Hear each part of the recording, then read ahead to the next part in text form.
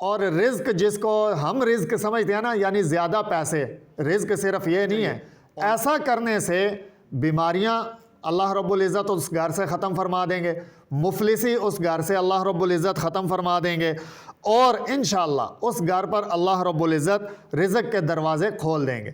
جزاک اللہ۔ امن یجیب المضطر اذا دعا لا الہ الا ہو، الصلاۃ والسلام علی النبی ورحمۃ اللہ وبرکاتہ، بینوا بلغوا یسروا بشروا، السلام علیکم ورحمۃ اللہ وبرکاتہ۔ بسم اللہ الرحمن الرحیم۔ آج کل ہم سب کی جو سب سے بڑی پریشانی ہے، ٹینشن ہے، وہ ہے رزق۔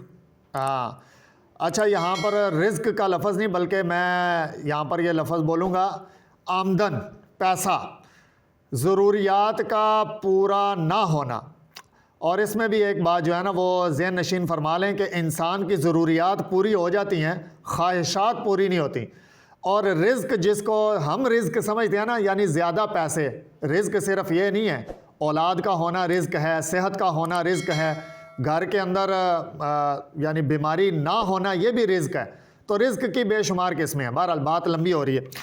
تو جو شخص صبح کی نماز کے بعد یعنی فجر کی نماز کے بعد اپنے گھر کے چاروں کونوں میں، اور سٹارٹ لینا ہے دائیں کونے سے، ٹھیک ہے جی، یعنی مثلاً آپ کے گھر کے ہر گھر کے 4 کونے ہوتے ہیں، تو آپ کا دایاں طرف اور گھر کا دایاں طرف دونوں طرف سے دایاں ہونا چاہیے، وہاں سے آپ شروع کریں اور 10 دفعہ بولیں الرزاق، 10 دفعہ بولنا ہے الرزاق۔ پھر اس کونے کے بالکل اپوزٹ سائڈ پر چلے جائیں، وہاں پر 10 دفعہ بولیں الرزاق۔ پھر اس کونے کے پچھلی طرف چلے جائیں، وہاں پر جا کے بولیں الرزاق۔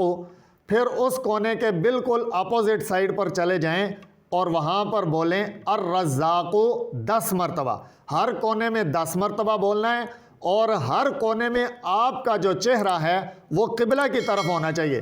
ایسا کرنے سے بیماریاں اللہ رب العزت اس گھر سے ختم فرما دیں گے، مفلسی اس گھر سے اللہ رب العزت ختم فرما دیں گے، اور انشاءاللہ اس گھر پر اللہ رب العزت رزق کے دروازے کھول دیں گے۔